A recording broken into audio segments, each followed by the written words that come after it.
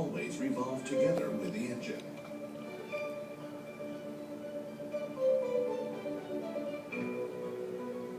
When the clutch cover pushes the clutch disc against the flywheel, engine torque is transmitted to the transmission. When the driver steps on the clutch pedal, it releases the pressure plate that was pressing the clutch disc against the flywheel, disengaging the clutch disc. In this state, engine torque is not transmitted to the transmission. The clearance between the clutch disc and pressure plate when disengaged is approximately 1 millimeter for passenger cars and light commercial vehicles, and 1.5 millimeter for medium and heavy commercial vehicles. This engagement and disengagement is the basic principle of a manual clutch. The clutch cover's diaphragm spring is a disc-shaped spring that presses against the pressure plate and controls the amount of pressure applied. I'm on the video.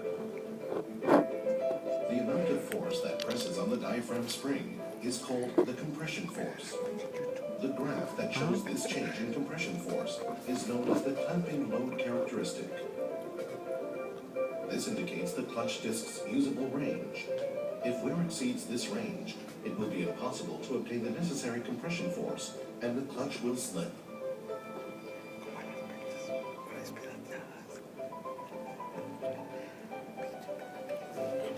The release load of the diaphragm spring and pressure plate travel when the clutch disc is disengaged is shown by this graph, which is called the release characteristic.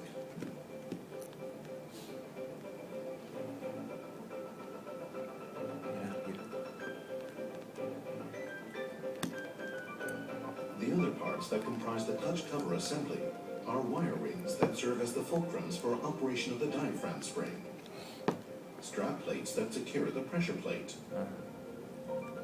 and the clutch cover itself, which contains all of these parts. Next, looking at the clutch disc assembly, engine torque is first transmitted from the pressure plate to the facing material.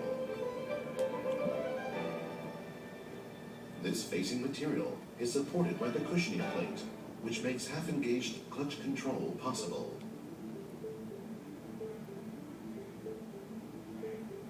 Engine torque is transmitted to the retaining plate and clutch plate, which hold the entire assembly together while actuating the torsion springs.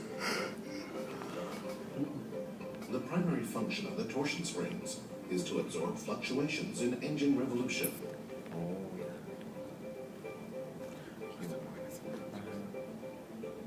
Finally, engine torque is transmitted to the transmission via this blind hub.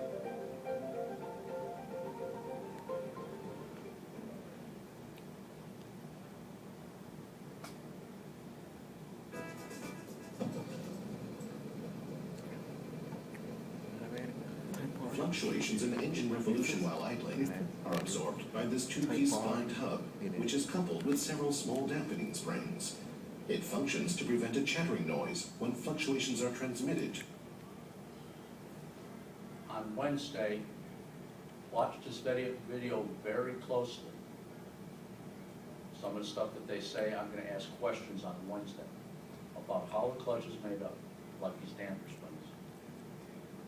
All right, I got it. The transmission. I got it. How do you like the video? Pretty good, huh? Yeah. Video. Interesting. That's a GTR. The shock from engaging the clutch while accelerating is absorbed by torsion springs like this one. Mira.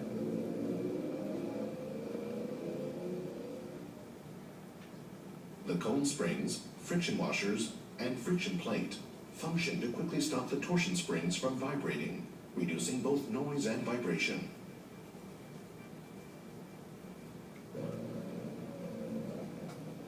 Dice GTR tu güey. During engine braking, the torsion springs are compressed in the opposite direction compared to when accelerating to absorb the shock of deceleration. Los autillos. Mira. Oh, verga. When driving at a constant speed, fluctuations in engine revolution are absorbed by the torsion springs and friction washers. This reduces the amount of chattering noise transmitted to the transmission and the differential gear.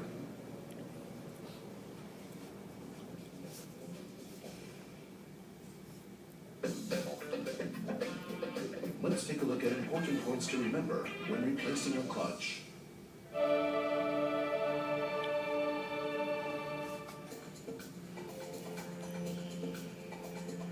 When ordering a replacement clutch, it is necessary to check the vehicle's model, the year the vehicle was made, and the type of engine. This will ensure that you order. Stop. Your vehicle is made. Let me tell you something, you might want to write this down. On a year vehicle made, the date code 6 and 7 of the month, be careful. The date code of 6th to 7th of the month is normally a production changeover time. So if the vehicle is a 1999 Chevrolet truck, okay, the VIN code would be 6 of 98. Yeah. And believe it or not, that is my VIN code for my build on that 99 Chevy pickup truck that doesn't look like a 99 at all. It is called a 98 Classic. It is a 99 VIN, but it is an old looking body style. Has anybody seen my pickup truck? Oh yeah, okay, you have. That is not a 99, because you know what a 99 looks more of a rounded front end. Okay? Same thing with clutches. You can order a clutch. Let me give you an example. The 1998 6 of 98 Z71 carries a 5.7 liter V8. What was carried in 1999? Anybody know? 5.3. That's correct. What happened to the 5.7? They discontinued some stupid reason. They discontinued the 350 venerable Chevy 350 to go to a coilover 5.3. Sometimes I wonder why they do this, but they got their own reasons. I thought the 5.7 liter was much better. But anyways, that's what they do. They went from a 5.3 to a 6.0 or whatever. Also, be careful, because if the motors change and the years change, you're going to get the wrong clutch. So if you say 98, it may not be a 98. It could be a 99. Always check the date code. The correct replacement clutch.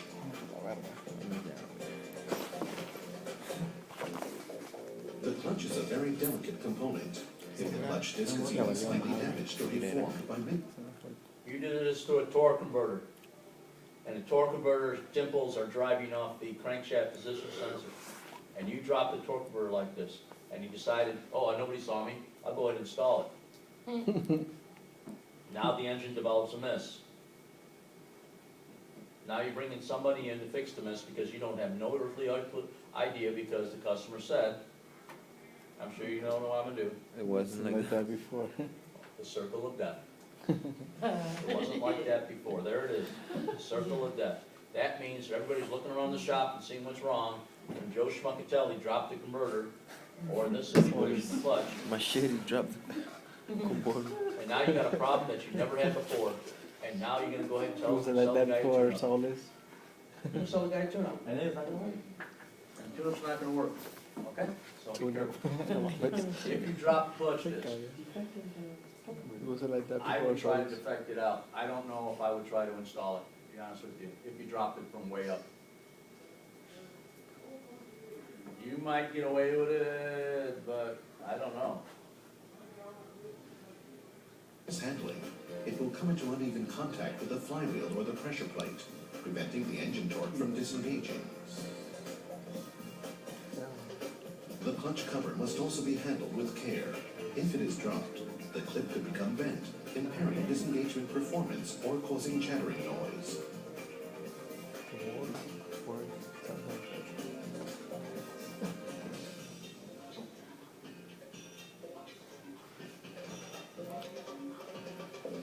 More severe deformation could shift the position of the dowel holes and make installation impossible.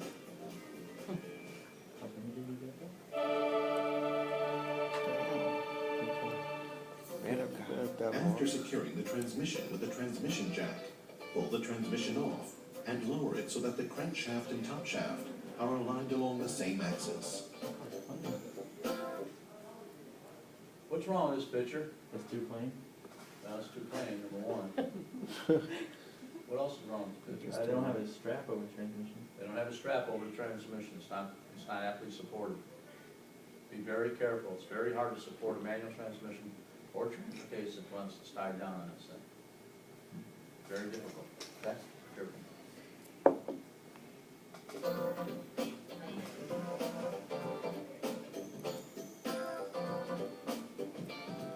Ahí está el mío.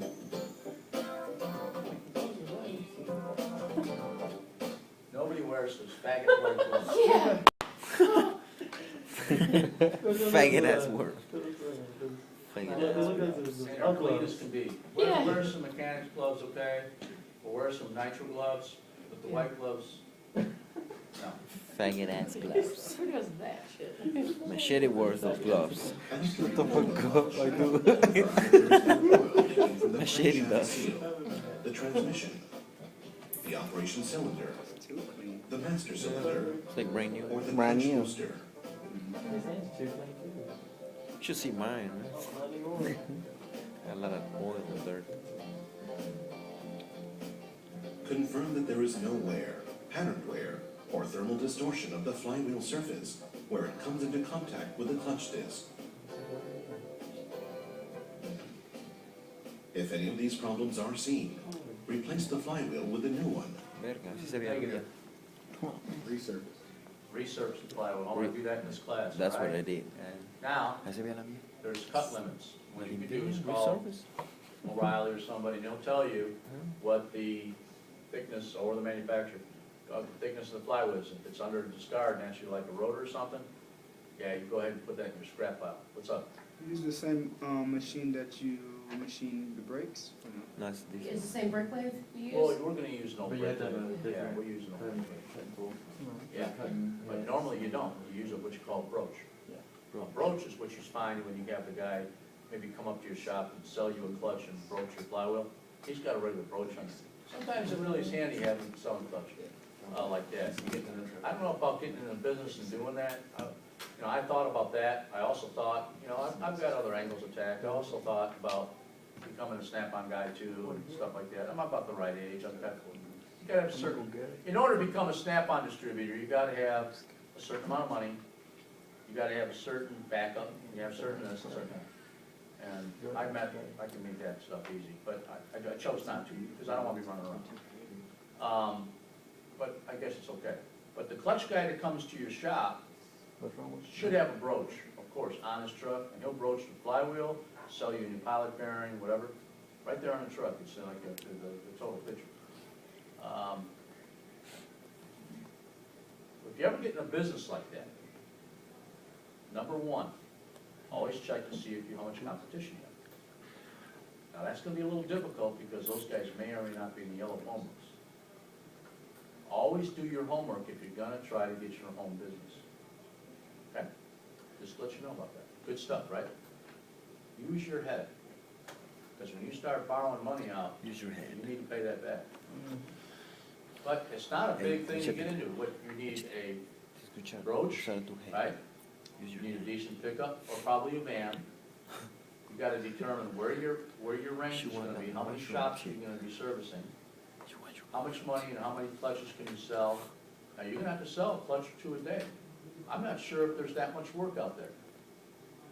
So where's your radius of travel? Where's your radius of travel? How far are you gonna travel to sell a clutch? You're gonna go all the way up to Dahlonega at $4 a Yo fui gallon, ayer, güey. or whatever, Ayer 322 fui livers. ayer allá. Yeah, it's going down 342. Just wait till midsummer. You think So so? you're $5 gonna have to develop, I work you for a have to fuel see where your range is at. You say? I work for a fuel station. Oh, really? All right, take a When look is at gonna this when is gonna go flywheel. up? They're saying the $5 during summer. Fuck. Hey, Yeah, guys. to fill up now. Listen up. Look at this flywheel. See what I'm gonna feel they speak to. I'm sorry. Does this flywheel need to be cut? Yeah. Yes. It does. There's a lot of hot spots on it. You don't want to put a new pressure plate throw-up bearing or pressure plate and clutch disc on this flywheel. There's too many hot spots on it. We need to cut some of those hot spots out of it. But if we do, we're gonna go ahead and thin out the pressure, or the flywheel. And if you do, you've gotta put a shim in the back. So if you're cutting 15 thousandths, order a 15,000 shim to put in the back of it. That'll compensate for the